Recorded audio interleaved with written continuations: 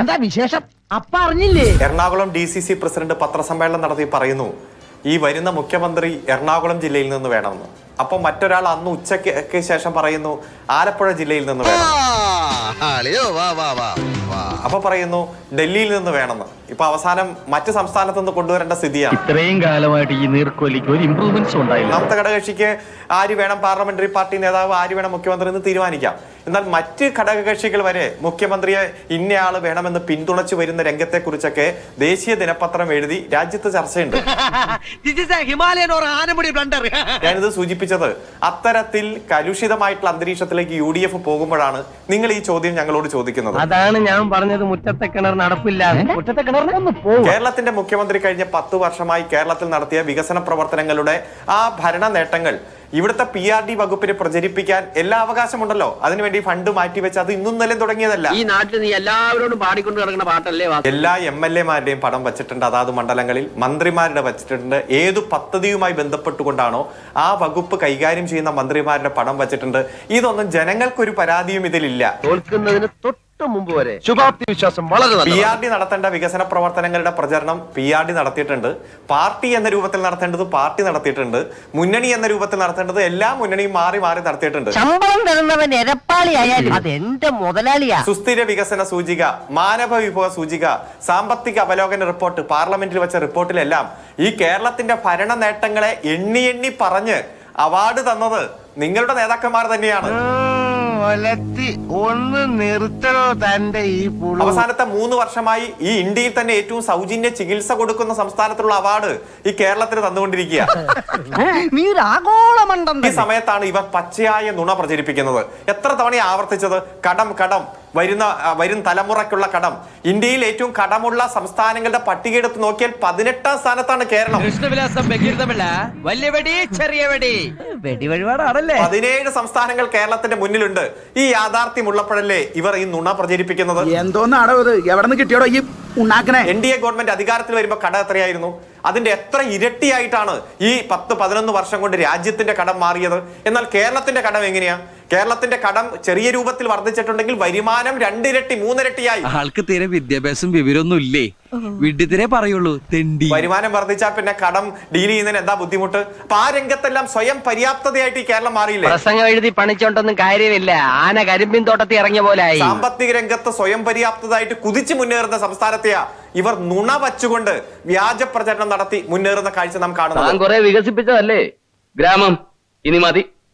ഈ സംസ്ഥാനത്ത് നിന്ന് യുവജനങ്ങൾ വിവിധ സംസ്ഥാനങ്ങളിൽ നിന്ന് വിദേശത്തേക്ക് പഠിക്കാൻ പോകുന്നതിന്റെ ശതമാനം എടുത്ത് പരിശോധിച്ചാൽ ആദ്യത്തെ 10 സംസ്ഥാനങ്ങളിൽ ഈ കേരളം ഇല്ല. എന്താ ചിരിക്കുന്നത്? അല്ല, നിന്റെ തമാശ എനിക്ക് ഇഷ്ടായി. കേരളത്തിൽ നിന്ന് കുട്ടികൾ പഠിക്കാനും ജോലിക്കൊക്കെ പോകുന്ന വർഷങ്ങൾ മുമ്പ് 57 ഗവൺമെന്റ് മുതൽ എടുത്തു നോക്കിയാൽ നമുക്ക് കാണാൻ കഴിയും. അതൊക്കെ നമ്മുടെ ഭരണ നേട്ടം തന്നെയാണ്. അപ്പൊ നുണ പ്രചരിപ്പിക്കുക, വ്യാജമായിട്ടുള്ള കാര്യങ്ങൾ പറയുക, ഇതൊക്കെ കേരളത്തിലെ ജനങ്ങൾ തിരിച്ചറിയില്ലേ? നീ ഒന്നും പണയണ്ട. കേരളത്തിലെ മന്ത്രിമാർക്ക് എത്ര പേർക്ക് ഈ തെരഞ്ഞെടുപ്പിൽ 10 വർഷം അധികാരത്തിൽ ഇരുന്ന ഒരു സർക്കാരിന്റെ വികസന നേട്ടങ്ങൾ എണ്ണി പറഞ്ഞ് ആത്മവിശ്വാസത്തോടെ മത്സരിക്കുന്ന ഒരു തെരഞ്ഞെടുപ്പിൽ സ്വന്തം മണ്ഡലത്തിന് പുറത്ത് ക്യാമ്പയിന് പോകാൻ എത്ര മന്ത്രിമാർക്ക് സാധിച്ചിട്ടുണ്ട്? നമ്മളിപ്പോ പ്രതിപക്ഷത്ത് നിൽക്കുന്ന ആളുകൾ, കോൺഗ്രസിലെ UDF-ലെ നേതാക്കന്മാരൊക്കെ മോശക്കാരാണെന്നാണല്ലോ LDF-ന്റെ അഭിപ്രായം. LDF പ്രതിനിധി പറഞ്ഞത് കോൺഗ്രസിന് ഒരു സാധ്യതയും UDF-ന് ഒരു സാധ്യതയില്ലെന്ന് പറഞ്ഞു. അപ്പൊ എല്ലാ സാധ്യതയും കൽപ്പിച്ചു കിട്ടിയിരിക്കുന്ന, എല്ലാ സാധ്യതയും ഉണ്ടെന്ന് അവർ അവകാശപ്പെടുന്ന 10 വർഷത്തെ ഭരണത്തിന്റെ തുടർഭരണത്തിന്റെ അഹങ്കാരവും അഹന്തയും പേറുന്ന എന്റെ അവസ്ഥ പിന്നെ എന്താവൂടൂ? വില പോകുന്നു. എത്ര ആളുകൾ, എത്ര മന്ത്രിമാർ അവരുടെ പ്രവർത്തന നേട്ടങ്ങളെ എണ്ണി പറഞ്ഞുകൊണ്ട് മറ്റ് അസംബ്ലി കോൺസ്റ്റിറ്റ്യുവൻസിയിൽ ക്യാമ്പയിന് പോകാൻ പറ്റിയിട്ടുണ്ട്? ഇനി ഞാൻ ചോദിക്കട്ടെ, എത്ര മന്ത്രിമാരെ കേരളത്തിലെ പൊതുസമൂഹത്തിന് അറിയാൻ പറ്റുന്ന മന്ത്രിമാരുണ്ട്? ഒന്നാം പിണറായി വിജയൻ സർക്കാരിന്റെ ഒരു ഗുണം, നമ്മൾ പലപ്പോഴും അഭിപ്രായ വ്യത്യാസങ്ങൾ പറയുമ്പോൾ പോലും നാട്ടുകാരറിയുന്ന മന്ത്രിമാരുണ്ടായിരുന്നു എന്നുള്ളൊരു കാര്യം കൂടി ഉണ്ടായിരുന്നു. രണ്ടാം പിണറായി വിജയൻ സർക്കാരിൽ ഒരുപാട് കാര്യങ്ങൾ, അങ്ങനെ ഒരു പോരായ്മയുള്ളതിൽ ഏറ്റവും പ്രധാനപ്പെട്ട പോരായ്മ പല മന്ത്രിമാരെയും നാട്ടുകാർക്കറിയില്ല.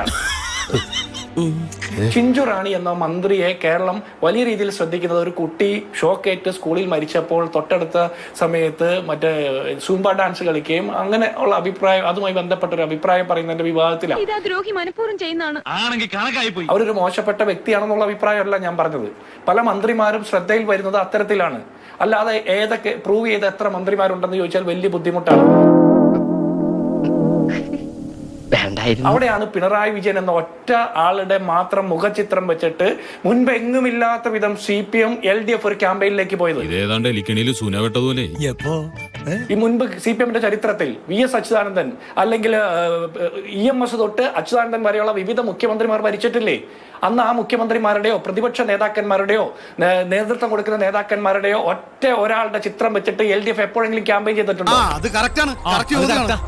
നമ്മൾ ദേശീയപാതയിലൂടെ യാത്ര ചെയ്യുമ്പോൾ ഓരോ 50 മീറ്ററിനും 100 മീറ്ററിനിടയിൽ പിണറായി വിജയന്റെ ഒറ്റ ചിത്രം വെച്ചിട്ടുള്ള ആയിരക്കണക്കിന് ഫ്ലെക്സുകൾ വെച്ചില്ലേ? എന്റെ കഷ്ടകാലം എന്നല്ലാതെ എന്ത് പറയാം. ഇവര് പിണറായി വിജയനെ ഓർമ്മപ്പെടുത്തി എന്നുള്ളതാണ് ഇവരുടെ ഏറ്റവും വലിയ പരാജയം.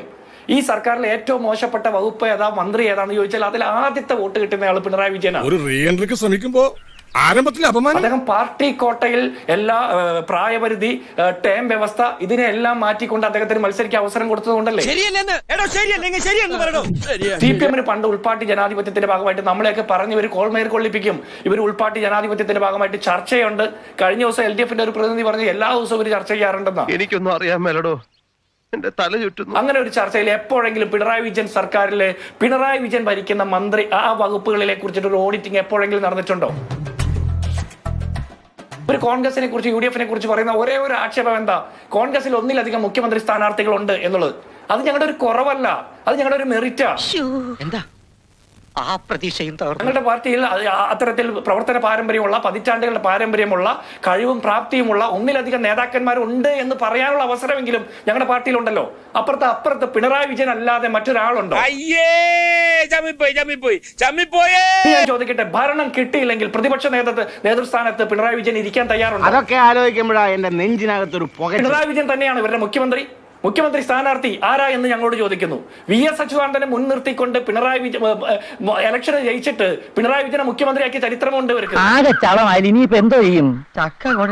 VS അച്യുതാനന്ദന് സീറ്റ് നിഷേധിച്ചപ്പോ കേരളത്തിൽ CPM-കാർ പൊതുനിരത്തിലിറങ്ങി സമരം ചെയ്തില്ലേ? സ്വന്തം പാർട്ടിയിലെ സഖാവിന് സീറ്റ് കൊടുക്കണമെന്ന് ആവശ്യപ്പെട്ട് സഖാക്കന്മാർ റോഡ് ഉപരോധിക്കുന്ന സാഹചര്യം ഉണ്ടായിട്ടില്ലേ? അവരാണ് കോൺഗ്രസിൽ ഒന്നിലധികം മുഖ്യമന്ത്രിമാരുടെ സ്ഥാനാർത്ഥികളുടെ പേര് വരുന്നു എന്ന് പറയുന്നത്. ഔചിത്യം എന്നൊരു സാധനമുണ്ട്. ഒരു മനുഷ്യനായ കുറച്ചൊക്കെ ഔചിത്യം. ഒന്നിലധികം ആളുകളുടെ പേര് പറയാനുള്ള സ്വാതന്ത്ര്യമെങ്കിലും കോൺഗ്രസിനകത്തുണ്ട്, UDF-നകത്തുണ്ട് എന്നുള്ളത് ഞങ്ങൾക്ക് അഭിമാനമാണ്. അങ്ങനെ പറയരുത്. പിന്നെ എങ്ങനെ പറയണം? 10 വർഷക്കാലം കേരളം ഭരിച്ച ഒരു സർക്കാർ എല്ലാ PR വാർത്തകൾ കൊടുത്തിട്ടും എല്ലാ പ്രചരണങ്ങൾ നടത്തിയിട്ടും മാധ്യമങ്ങളെ വിലക്കെടുത്തിട്ടും അല്ലേ, എന്തുകൊണ്ടാണ് പഞ്ചായത്ത് ഇലക്ഷൻ, പാർലമെന്റ് ഇലക്ഷൻ, നിയമസഭ ഉപതെരഞ്ഞെടുപ്പൊക്കെ നിരന്തരം തോറ്റുകൊണ്ടിരിക്കുന്നത്? എപ്പോഴെങ്കിലും ഇവർക്ക് പറയാൻ തയ്യാറുണ്ടായോ? ആര്യ, ഞാൻ ചോദിക്കട്ടെ, എപ്പോഴെങ്കിലും LDF-ന്റെ പ്രതിനിധികൾ പറഞ്ഞിട്ടുണ്ടോ ഈ പരാജയപ്പെട്ട തെരഞ്ഞെടുപ്പൊക്കെ ഇവരുടെ വിലയിരുത്തലാണെന്ന്? ചിന്തിക്കൂലെന്ന്. അല്ലെങ്കിൽ ഈ ബുദ്ധി ഇല്ലെങ്കിൽ പിന്നെ പറഞ്ഞിട്ടെന്താലേ. 4-ാം തീയതി വരുന്ന റിസൾട്ട് എന്ത് തരത്തിലുള്ളതായാലും അത് ഒന്നാമത് പിണറായി വിജയൻ സർക്കാരിന്റെ വിലയിരുത്തലാകുമ്പോൾ രണ്ടാമത് കഴിഞ്ഞ 10 വർഷക്കാലം പ്രതിപക്ഷത്തിരുന്ന UDF-ന്റെ കൂടി വിലയിരുത്തലാണ്. 4-ാം തീയതി വരുന്ന റിസൾട്ട് പിണറായി വിജയൻ സർക്കാരിന്റെ വിലയിരുത്തലായിരിക്കും. തോറ്റുപോയാൽ അത് പിണറായി വിജയന്റെ നേതൃത്വത്തിലുള്ള മന്ത്രിസഭയുടെ ഉത്തരവാദിത്തം മാത്രമായിരിക്കും. പാർട്ടിയെ ഒരു കുടുംബത്തിന്റെ മാത്രം പടിക്കെട്ടിൽ കൊണ്ടുപോയി കെട്ടിവെച്ചതിന്റെ പാപഭാരമായിരിക്കും എന്ന് ഏറ്റുപറയാൻ ഇവർ തയ്യാറുണ്ടോ? അപ്പോ നാളെ നേരത്തെ തന്നെ ഇങ്ങോട്ട് എത്തണം കേട്ടോ. ശരി.